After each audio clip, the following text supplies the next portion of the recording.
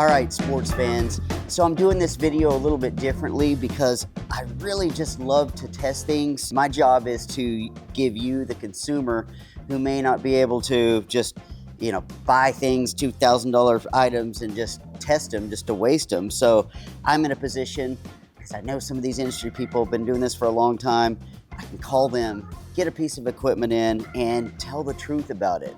And that is my job, so I'm skipping ahead in this video. Normally, you would watch me test the entire product, but with these crossbows, especially this Ravin R18, it has taken me so long to test, because in order to test thoroughly, you have to actually hunt with the thing. You have to get it out in the field. You can't just do a one-day test. You find out so many things over a month of dragging this thing in the woods, in and out of trees. So I first broke out this crossbow. This is such a wild crossbow that I even had to read the directions. I just tested it in the garage, but only after hunting did some of the negatives and positives come to light. So in this video, I'm skipping to the end. I'm giving you the summary here in just a minute. And then if you are interested in the crossbow and see how I came to those conclusions, you can watch the entire video showing you all the testing in real time as I did it and as I learned. But here's the summary. Here we go. There's a reason that I took this crossbow hunting for a month. I'm a serious deer hunter, and I would never use a piece of inferior gear or have a better chance with something else when it's in my precious whitetail season here in Oklahoma. And I like this crossbow enough to use it all the time. Therefore, I got to test it out. So that says pretty much all I need to know there. It's a great crossbow, but because it's a $2,000 crossbow, it's got to be compared to the top end upper echelon crossbows. And so after hunting with it, after testing it, I've got some negatives. Now, it's a shame because I absolutely commend Ravin for inventing this R18. It is revolutionary, and I think it'll spur and spawn other crossbows. And I hope like heck that they improve on this one, because they could almost make the perfect crossbow if they improve on this one. But companies hate to hear that because they have to sell a bunch of this one, and if they don't, their execs are probably going to say, it's not worth it. Let's scrap it, try something else. But if they improve this with the recommendations that I'm about to make and tell you, the consumer, I think they could have just about the ultimate crossbow. So here we go on the negatives. The cranking handle. When you go to crank this bow, it clicks. Yeah, don't like the clicking. Not good in the whitetail woods. If you preload it, before you get to your stand, fine. I don't like that clicking, and there are ways around that, because 10 Point and some other company, there's Axe crossbow. It's just a clutch system. You can cock, decock with no clicking. Wish they would improve that. Even though the crank handle is really neat how it's put on here. You can see I have a rubber band on mine. It's got a little magnetic end. It actually sticks to the crankshaft. That's cool. They need a more secure storage system. The storage system is ambidextrous, but it needs a more secure one. I lost this thing or dropped it like 4 or 5 times and was just lucky to find it. So put a Velcro's too loud, scratch that. Put a rubber band over this to lock this in. They need to improve that little keeper system, make a little additional latch on the top of that. They have this short Picatinny rail for this red dot optic, and the red dot optic is pretty cool. I think after using the red dot, I've been using them for years on guns, but I like a little bit of magnification. Now, some people might not, even though this scope only gives you 3 holdover points, so depending on where that first dot is, out to 40 yards was my maximum, and that's a shame because these crossbows these days, you can shoot further than that under the right conditions. Why not extend this Picatinny rail just a little bit? You could even go in between the limbs here. Why not extend it to give you the option that you could put on a little, 4-power scope, a narrow little 4-power. They should have extended that Picatinny rail, and I hope they do on the next version. The sling system was awkward in that they needed this stud farther back here, and this sling stud broke. Very thin plastic, it broke. I did find out though that placed like this is called a single point attachment. The sling actually worked better. I could hold and hunt, with this almost like your M4 carbine on you. It was just awkward. they needed multiple attachments, and why not give the quick release AR-15 style sling studs there. The stock, it's so cool that it's a removable stock, but it was over engineered. It has this kind of pointy star pin system that tightening it, untightening it takes a while, but it's just kind of ungangly there. It kind of hurts your fingers. I had it resting on my lap a few times and that thing was poking me. But this stock is cool that it detaches so you can store this bow easy when you're carrying or whatever. It's just too difficult to take off. They over engineered it. What they should have done was either made an AR-15.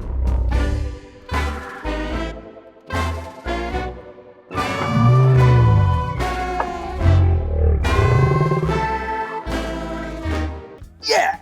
They should have made an AR-15 style, just 2 receiver style dedent pins that you quickly pop out and take this thing off.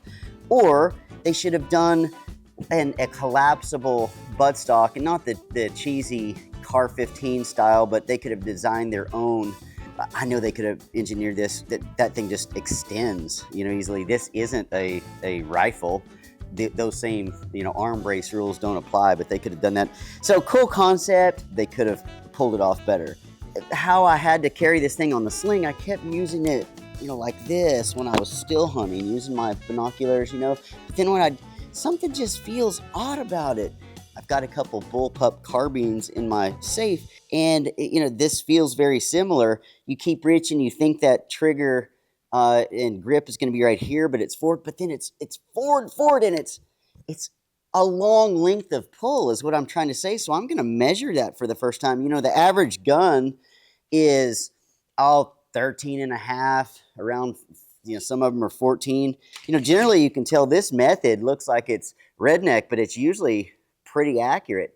This, I'm just going to guess. I think that's around 13 and a half where my finger would be. So that's got to be like 16. I'm just guessing here. Yeah, it's almost 17 inches. So that is why this thing feels so awkward, and that just has to be an oversight. But finally, the quiver system, neat concept. It goes in there with the arrows sticking out. Either way, it's supposed to be ambidextrous, but it's just not well done. Well, that little plastic stud is supposed to go in that keyhole, and it's supposed to push down. First, it's very hard to do, and I always started tweaking my arrows when I tried to do it, but just not very good. It just comes off way too easily. You know why I don't have any arrows on this thing to show you? Lost them all. Over a month of hunting and driving around with my arrows in my backpack, and on this, I ultimately lost all 3 arrows, and that's why I'm not using it right now. I have no more arrows. That's another negative. Come on, man, Ravin and everybody else, you've got to send us for a $2,000 crossbow, 3 arrows. That sounds like the Jelly of the Month Club. Their Clark Griswold's boss. What was his name? That's pretty cheap. Of all the cheap lowdown things you can do, 3 arrows. Right. Anyway, the quiver system, neat concept, bad finish. So that needs to be improved. Now, I just bagged on Ravin here for the last, I don't know, longer than you probably wanted to hear. That's just because this is such a good company that's capable of doing better. And also, this is its first try at this. I wish I could consult a little bit. Maybe they'll heed some of these complaints. But all in all, I don't mean to bag on it like that because it's a wonderful crossbow. It's not perfect, but it's wonderful. And why it's wonderful is the biggest complaint I have on crossbows, and it trumps anything, with a reasonable expectation of performance. As long as the crossbow performs, it's accurate, it works, it's safe. My biggest complaint is that they're unwieldy. And let's get into the positives now. The reason I use this thing for hunting, and the reason it outweighs all those negatives or things that could be improved, in my opinion, is that it's just so easy to carry. I mean, I can put it in my backpack. I can climb up a stand with it on my backpack. I can walk through the woods. It really feels, when I'm still hunting through the woods, it feels like a carbine. It feels like a rifle. More like a rifle than a crossbow. crossbows are big and why they're just so ungainly. Even putting them in your truck is difficult. They take up like 2 seats. So this one though, because it's so compact, you know, I just give it high marks for that. I mean, it's a 5 on my 1 to 5 scale for design and compactness. When you cock this thing, 6 inches tall, 4.5 wide, 25 long. That is why I was using this thing. It's just awesome, such a pleasure to carry, hunt with, use, and shoot. So that trumps a lot of things. I'm only comparing this crossbow to the best in the world. It's much better than all the low and even medium end crossbows. But let's get to the performance real quick. There are some trade-offs though to this compactness. One, and I'm embarrassed to tell you, my sound meter was acting up. Hitting here in the garage, I was having some wind and some rain. There was too much disparities in some of the numbers I was getting. However, it's not calibrated as you know, in a lab anyway. All I can tell you is to my ears and to other ears that were in here shooting this and filming with me. My wife shot this a few times. Some friends shot it. It was loud. It was loud to us. I can't put that in terms of decibels, but I can put it in terms, I've tested well over 100 crossbows over the years. It was toward the louder. Holy cow. It was loud. I think you get that because it is short and compact. These tiny limbs, there's not a whole lot of place for that energy to dissipate. Also, I love the fact that this is all machined aluminum, except for the grip. It's done really well, but let's face it, polymer is cheaper, but the one thing that it does do is mitigate some sound because it absorbs some of the sound waves, I believe. This aluminum, even though it's very precise, rigid, well-made, it's gonna hold up forever. It doesn't do a great job. It actually conducts vibration, so I think that probably added to some of this crossbow's noise. So speed-wise, it's not the fastest at all. Now, I don't like crossbows. I don't like the Speedwar 500 foot per second crossbows, but this one, you know, I found some in the 375, 400 range that are awesome. This was on the slower end of crossbows, of modern crossbows too, but at least they didn't fudge the numbers. They said it was 330. I tested it on my chronograph repeatedly, and I had like a 330 and change average. So I mean, right there, my numbers were exactly what theirs were. Accuracy department, wonderful. Some of the best crossbows I've ever tested in my life have been inch at 30 yards. Most of them are 1.5 to 2 inches at 30 yards. Now we're talking upper echelon too. I've tested some cheap ones that are wildly worse than that, but this was 1.25 inches at 30 yards, which is tremendous. And I actually had a little wind out there that day too, and I was testing. So 1.25 inches at 30 yards, that means it's 60 yards or whatever. Double that, 2.5 inch at 60 yards. That's ridiculous. It's wonderful accuracy. So yeah, great job there. I actually started shooting a 150 grain head. Of course, that'll have more drop, it'll have more energy, and I think that was 102 foot-pounds of kinetic energy. Plenty of energy, man. I'm not worried about the speed and the accuracy's there. So it was a little louder, but performance-wise, this thing was great. But of course, you know, that's not as good a performance as some others I've tested. Some of the other top-end Ravens or some of the other top-end 10 points that are faster and quieter even. Okay, here's kind of my ranking system, and I did this when I was in a tree stand, really just thinking about it all. Here's Jeff's crossbow scale. 1 is sucks, 5 is the best. For compactness, it's a 5. I mean, no doubt about it, it's the most compact crossbow on the market. Speed, I give that a 2.25 toward the low end. Accuracy, 4. Great, but I've seen better. Quietness, probably a 2. Build quality, 4.75, and it only was dinged on that quarter point because of the thing like the sling swivel stud that broke. And if anything, it was probably over-engineered, and it's hard to criticize for that. Huntability. Huntability is sort of an overall opinion, a combined thing of its performance, its handling characteristics, just how easy it was to hunt with. That's a high mark of 4. When I average those up, the overall number is 3.6. So, you know, out of 5, 3.6. That sounds low, and it is because I tried to be truthful on these numbers. But frankly, for me, I think that the compactness is such a big factor for me that personally, I feel like this crossbow is probably a 4 or even a little bit higher than that. But for everybody, you may not think compactness is a big deal. In a fair system, 3.6. For me, I like it better than that. As a matter of fact, I find myself using this bow all the time when I have about every bow. I could use any bow that I wanted. I find myself using this R18 just because it's so easy to handle. If Ravin would improve upon those things, a couple of those things I mentioned, fully Picatinny rail. It looked on here, this is a special one, so it's not like I couldn't really do a home brew and rig that myself. They would work on that length of pull, get a better quiver system. I think they could actually probably improve some sound mitigation, some noise mitigation components on this thing to even make it quieter. So even though I listed a ton of negatives and it sounds like I was bagging on Ravin, they will probably never send me another crossbow again. I do think it's a wonderful crossbow and I commend them for trying. I mean, the easy thing to do is to do old style, products, stay with the status quo, and then just improve on them. The hard thing to do is take a leap of faith and have your engineers build something from scratch. And this is just crazy technology, and I commend them. With a couple tweaks, I think that it could be the best crossbow in the world fairly easily. And this thing is going to spawn other ideas and other designs. What it comes down to, though, is it worth $2,000? And this is a tough question. When you consider that the very top end are $4,500, which that includes a crazy like Garmin scope that's I think $1,600 by itself. Some of the top end crossbows are $3,000, so this is $1,000 less. It's so much easier to carry, and judging by the fact that even the mid-level crossbows now are like $1,200 sometimes. Pretty cheap crossbows these days are $600.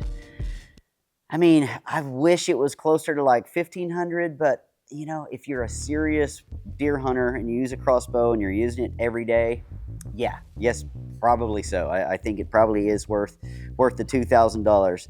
So that's what I've got to say. So sorry that took so long. If you want to see how I came to all these conclusions, I hunted with it a lot, took a lot of pictures. Watch the rest of the video. I take it out of the box and go through everything step by step. And I don't expect that everybody's gonna watch all that, but you can see in real time, I filmed the accuracy. I filmed everything so it's legit. So watch it if you want to know how I came up with this synopsis. But that's the R18 from Ravin.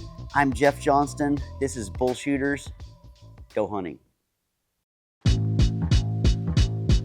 Hey sports fans, I've been hunting with a vertical bow since I was about 12 years old, and man, I've had some successes, but I've had some fiascos too. Now that it seems like I don't have all that much time, I hate to admit it, a lot of times I use a crossbow. It's a matter of fact, I don't care who argues any differently. Crossbows are just easier. They're more like a gun. You can rest them. They can be more consistent. And if you don't have the time or the skill to practice with the vertical bow all the time, and you still like to hunt and take advantage of the extra archery seasons, a crossbow is the way to go. Crossbows have evolved tremendously over the last 20 years and certainly over the last 10. If you've watched this channel, you probably know I'm a big 10-point fan because 10 points have always worked for me. They just feel really solid and quality crossbows, and man, I've killed a bunch of animals with them and had great success. I've also used some Ravins in the past. Ravin was the company who really upped the game in the technology and really pushed the envelope, and wonderful crossbows too, love them. But I have in my hand a crossbow that is so revolutionary and wild looking that I'm gonna have to read the freaking directions to learn how to operate this thing. And as a dude, I hate reading directions. But what's happened over the last few years is just like the vertical bow companies, the crossbow companies have got into a speed war. Basically, they want their flagship to be the gold standard, to be the most powerful, the fastest. And so you see, the rise of the 500 feet per second crossbow. And those things are good in terms of one thing, energy, especially if you're shooting long range. I found that, it's cool having the latest and greatest and paying for that, but frankly, you don't need all that much energy for a white-tailed deer. And in fact, there's lots of negatives that come with some of those really super fast crossbows. One, they tend to be louder. Two, they tend to not be as accurate because broadheads have more of a tendency to wind plane if they get above about 400 feet per second or faster. Also, there's just so much energy in those bows that they tend to not hold up as long. So I've kind of come back down the scale and found a few crossbows that are, you know, in the 400 FPS range, maybe 425, 450, but mainly the biggest knock on crossbows is that they're cumbersome. They're hard to carry through the woods. You know, if you're doing any stalking, walking and all, they're very difficult. I just like a compact, just about as narrow as a crossbow as I can get and light, hence Ravin R18. It's crazy. Let me show it to you. And I have not checked it out. I opened this box once. I haven't even handled it. I haven't messed with it. So we're doing this in real time. So bear with me here as we go through this Ravin R18. There it is. Look at it. I have no idea what the specs are, how fast it's supposed to be. That's my job at BullShooters. I'm going to, you know, test this thing, the trigger, the speed, everything. But I do know one thing. I like the compactness.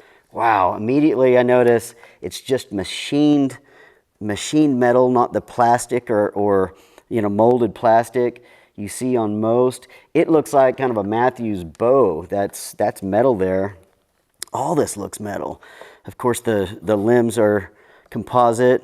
That is strange. This is like a caveman looking at a wheel and a pulley system for the first time. It looks like some composite on the grip, and this is the forend. It's got Picatinny rail for a scope. I see this is where you cock it. I also see that's ambidextrous. What else is in the box? And I'll get rid of the box. Quiver with 3 bolts. Those, I would call them bolts. They're tiny. What are those? Those are probably 16 inches. Yep, so, and only came with 3. That's bullshit.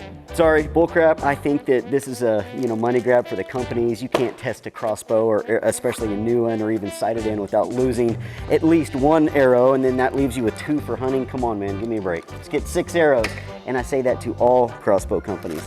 That's a reflex sight. Cool. Had no idea it came with a red dot sight. I'll get that out of the package in a minute. Red dot sights are adequate on these things. I personally like a little bit of magnification. I just think in certain situations it helps. You can really zero in. But, you know, if you get used to shooting a red dots as the military has proven, and rifle guys, you know, you can shoot out to, a lot of people say this, you know, 300 yards, but I don't know. For me, 50 yards red dot, it's decent. There's the crank handle. That's machined aluminum. Let me get some of this crap out of the way. All right, mini reflex sight, tools, cleaning cloth, a sticker. After I test, if I like it, I'll put it on this tool chest here. I do like having my quiver attached just because you keep all your stuff together. However, when I hunt, I a lot of times take it off because it just gets in the way. Aha, I've dressed in my camo and even got my knife on because it's October here in Oklahoma, and I'm gonna go sit in the stand as soon as I can get this thing dialed in. Okay, just learned that this red dot sight is a 3 dot. So that means it has, where'd I put the darn thing? So that means it has holdover points, which is good. That was a big reason why I was initially thinking I would put a scope on it. A scope, you can get magnification and you can get holdover points. But if this has 3 dots, yeah, pretty cool. And I hope those are small MOA dots, because all this is going to be really close range. You don't want those dots being too big. Oh, it's a removable stock. We'll have a assault crossbow pistol, no doubt. See, that pin is coming out. Grasp the top of the stock, pull up and forward in one motion. Okay, up and forward. It's a deadly assault crossbow. I have to say that last week I went to the eastern shore of Maryland to hunt sika deer. I took a crossbow, I put it in my bag and it didn't quite fit, so I had to shave the butt pad down so it would fit. I mean, I had a Pelican case. This would be handy. you know, you can keep this in pretty much any suitcase or whatever. Pretty innovative there, you know, Raven. I don't know how many times you would use that, but pretty cool. Please be batteries in, please be batteries in, please be batteries in. So the draw handle, this is key. And on the 10 points, you know, you have to have that draw handle. I've actually, the only thing I could find one time in my truck where I could draw my crossbow after I lost the crank handle was a pair of vice grips. Perhaps the most valuable, ingenious tool of all time. But you don't want to lose this thing. I call it the Jesus crank. It looks like this, fits in there, that's storage. And then you can put that on either side, that's a mount. So that is super cool. And actually, I like this because this clip, it can't fall just by gravity because that is holding it down. I love 10 point. I rarely talk bad about them, but that crank handle is mounted underneath, and I've lost a lot of them. So anymore I've put in a little Velcro keeper on the bottom. But that's pretty cool. That's just storage. You can already tell one thing you look out for on this crossbow is not putting your hand too far up there. Be sure and keep it on there. There's a whole generation of guys that are walking around. You can tell if you look at their hands, they're thumbless crossbow shooters. Cocking handle, shaft, and there's a magnet there. That's cool. Here is the this releases the spool, or the sled. So I'm going to release tension there, and I'm going to take that off. Okay, so then I'm going to push this down. Now, oh, look at that. There's a safety. In most of these crossbows, there's an anti-dry fire device, and you just have to make sure that you go past the dry fire device and actually click on the string. And that way it'll save you from getting in the position I like to call crossbow purgatory, where you can't fire it because it's not cocked. You can't recock it because the anti-dry fire device is on. But let's see this one. So I'm going to push this down. All right, that's as far down as it'll go. So this is a sled, and I like that solid strap. So now I'm going to crank this up. Come on, Wonder Wheel. There we go. All right, it says to hold this down, so I'm going to humor them. I wish it didn't make that obnoxious clicking.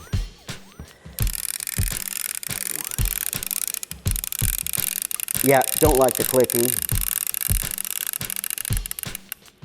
Okay, I'm just going to make sure I didn't really click or anything. But holy cow, look at that. Thing is cocked. The spool ratchet will make a clicking sound as the draw handle is rotated. Thanks for that. Your Ravin crossbow is fully cocked when the TTFS, that's the tracked trigger firing system, this reaches the back of the guide and the clicking sound from the spool ratchet stops. Okay, it looks like you can just uncock it, and that's a huge thing, and I'm going to try it, but first I'm going to take some measurements. It's a huge thing because in the past, you know, if you had to uncock a crossbow, you had to shoot it. And so what people did, because they didn't have a field point, or they didn't want to risk ruining an arrow or making all that noise, just put it in their truck. I've done it a million times, cocked. But anytime you can uncock a crossbow, I mean, these things are like human mousetraps. You know, it's better to do so. Total length, 25.5 inches. To me, that's one of the shortest that I can recall. You know, the narrowest crossbow I've ever seen has been like 7 inches, but that's axle to axle, so all told it's like 11. 8 inches tall, 4.5 inches wide, and 25.5 inches long. I mean, this is the equivalent of a bullpup carbine. All right, I've decided to shoot it just right here because I've got a target there at 10 yards. The scariest thing about a crossbow, you know, when you're starting to zero it to dial in the optic, is you just really can't bore sight a crossbow like you can a rifle. So sometimes it's wildly off. You have to kind of learn to eyeball it as best you can, but I always start about 10 yards. Now, one thing that dawned on me, I was wondering what these tools were for. Earlier when I attached the red dot sight, you know, I couldn't find where the battery went, but plenty of times on red dot sights you had to remove it, which was asinine, to put the battery in. But it looks like this tray is where the battery goes, and I'm hoping it has a battery. Okay, there's the piece of plastic. Yep, little plastic disc. And so now I'm gonna reinsert. Let's see. Okay, I see 3 dots. That's cool. It's usually these crossbows are like modern bows these days. First dot, highest dot is 10 and 20, then 30 and 40. But if it's not exact, you just have to figure it out. Maybe on this bow, you know, that third dot will be 43 or whatever. You have to dope this stuff out. Using 100 grainers, which is what it came with. Shot number 1. I heard it click. All right, here goes nothing. I'm gonna, okay, push it down to fire. Holy cow. It was fast. I didn't even see the arrow, and it was loud. And it was a pretty good pop. It wasn't like the normal thunk. It was like a shot. So initially, and also my arrow is an inch from where I aimed. I'm gonna see if I can zoom this in. Not too shabby. So it looks like it was bore-sighted. In fact, I saw a little note of some kind saying that it was tested by a real person, which again, that's another thing you're paying for. Okay, there we go. So now that tension is released, I can take this off, and I think, yep, there we go. Okay, heard the click. I'm gonna crank it again. All right, number 2. It has automatic safety, so I'm gonna push that. Shot number 2. Whoa! All right, that's loud. Shot number 2, I was aiming for that top dot. All right, so I'm gonna adjust the scope a little bit. I like to put the top dot on at 15, that way it's a little high at 10, a little low at 20. Okay, I'm gonna put it on where I was aiming. Needs to go right a hair. Yeah, really the only thing I don't like so far is the noise of this crank. Now I am shooting in a garage here, and so it's sounding a little bit louder than it is because everything sounds louder in here, but it does have a pretty sharp crack. It's got a great trigger too. It's ridiculous. As a matter of fact, it has surprised me the first 2 shots. Ooh, that's right there. I aimed at the top left dot, and I'm trying to get it at the top of that dot, top of the white spot. Okay, I'm just gonna move it, a hair back to the left. This Armageddon bag, this range bag, it's what the astronauts took to the range. It is sweet.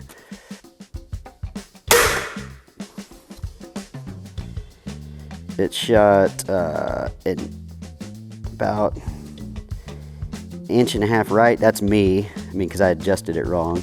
Let me shoot these 2 for groups before I move the scope. All right, I'm gonna aim at a different dot because I've learned this lesson before. You'll just kill arrows, and I only have 3. Did I mention it only comes with 3? Thanks, Raven. When we compare the group, it's gonna be inside of about 1 inch because the one's about 1 inch lower, but it's exactly the same horizontally. They're right there.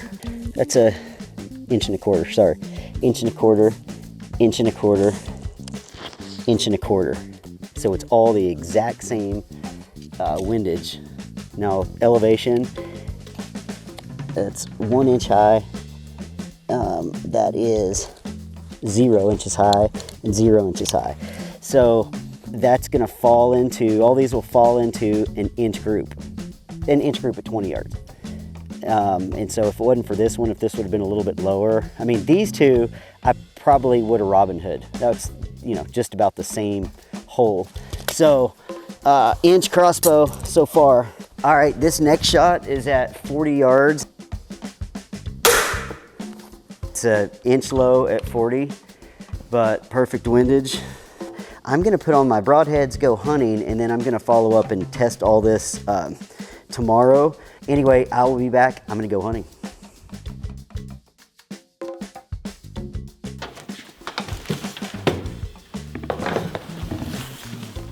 Glock. When your crossbow doesn't work, go with the Glock. This is my bow hunting pack. Mostly it's just filled with snacks, beers. Just kidding. But I like to put this in here with the eccentric side down, so that's protected. I don't really care, you know, if the stock hits anything. And this is a small pack too, so you know, that's just incredible. Oh, again, this thing, crank handle, be sure and put a little keeper on there. And I'm going to before I go hunting this evening. But watch this.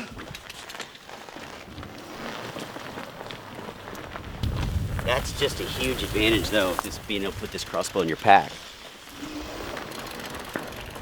Sometimes when I do these tests, the company will write me or call me and say, you know, say that they're absolutely sure with their lab testing that, you know, their numbers are right and mine are wrong. To that, I say, look, all I can do is get a chronograph and show you my numbers. Am I saying it's calibrated, you know, down to the thousandth of a foot per second or whatever? No, but all I can do is get a chronograph, show you the numbers, and tell them that that's a reasonable standard. If people are just buying these things, reasonable standard to buy a chronograph also and test. So here we go. That's 330.6. This is a 100 grain arrowhead combined for, with the arrow and the 100 grain head, it's 354 grains. All right, I shot one round on the chronograph. It averaged 330. Now I'm gonna shoot for groups at 30 yards.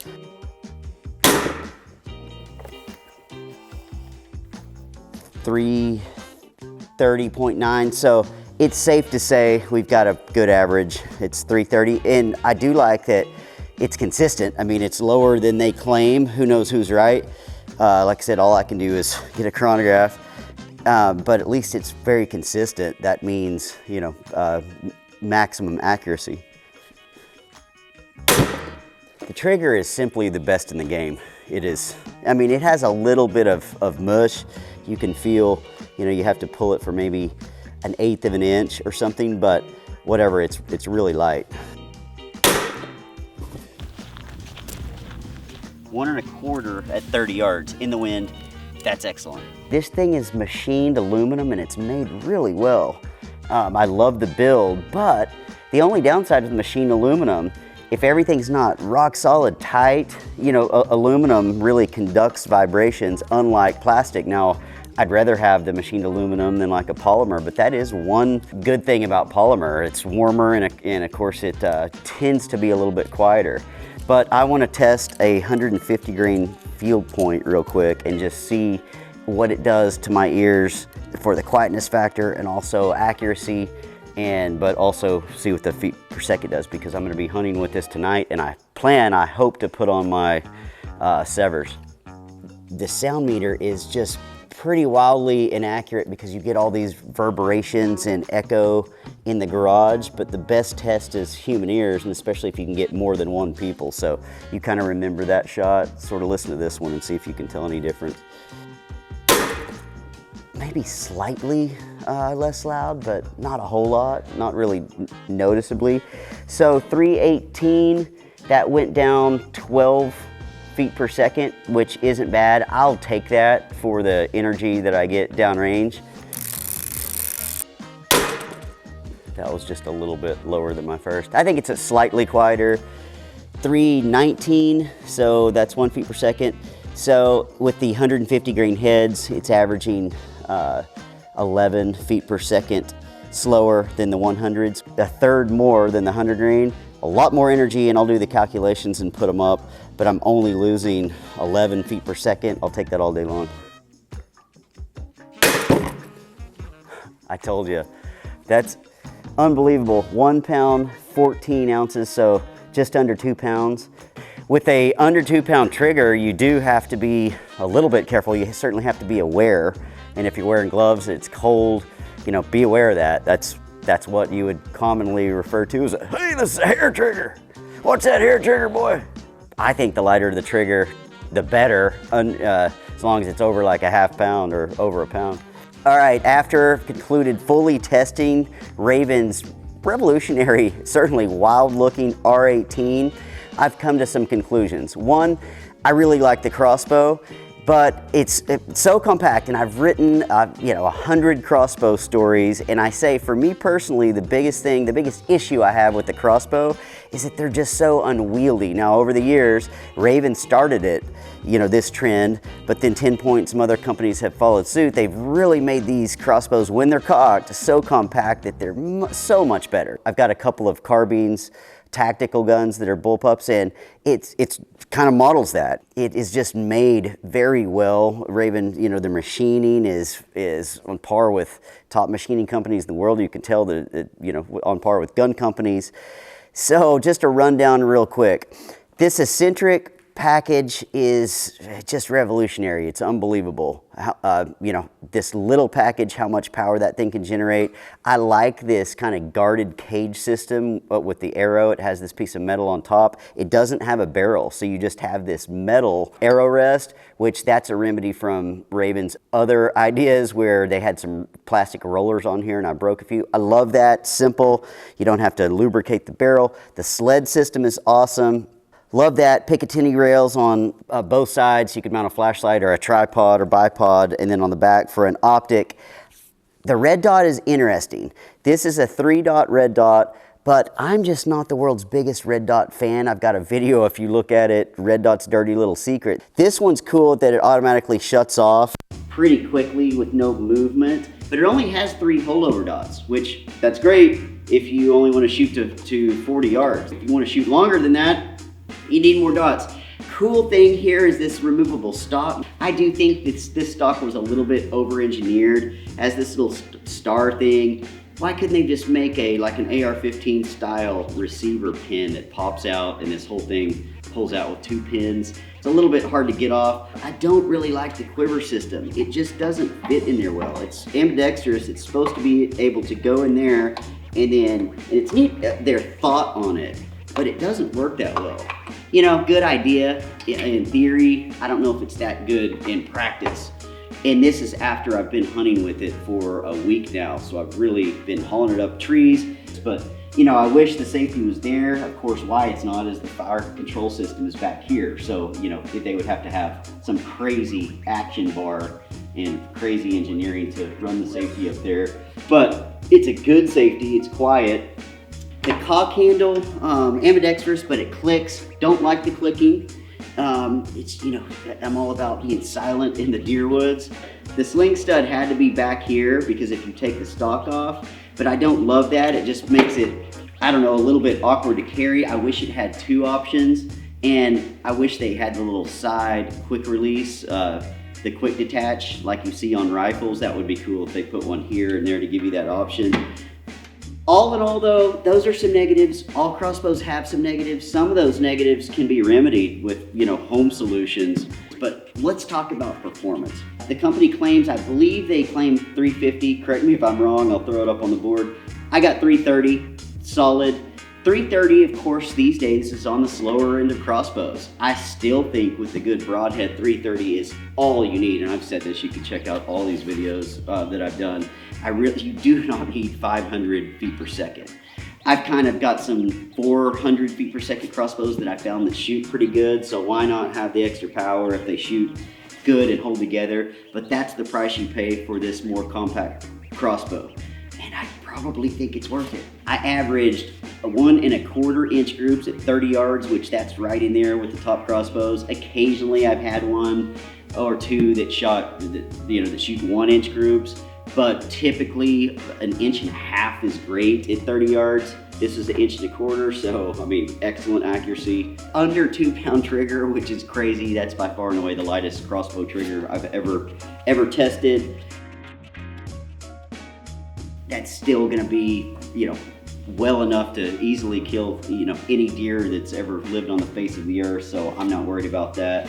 This thing weighs 6 pounds, I think. By the time you add your quiver, of course, the side, it weighs a little bit more than that, but still very light relatively. So all in all, the R18 from Ravin, they want about $2,000 MSRP. I'm sure you can find them for less than that. I really think that being so compact, you're gonna use this more. I love it. Even if you want more speed, you have to admit that this thing is revolutionary. It's going to spawn more crossbows, and I think it's awesome. I had a friend of mine that called me up the other day, and he said, what do you think about the R18? I said, never shot it, I'm testing it.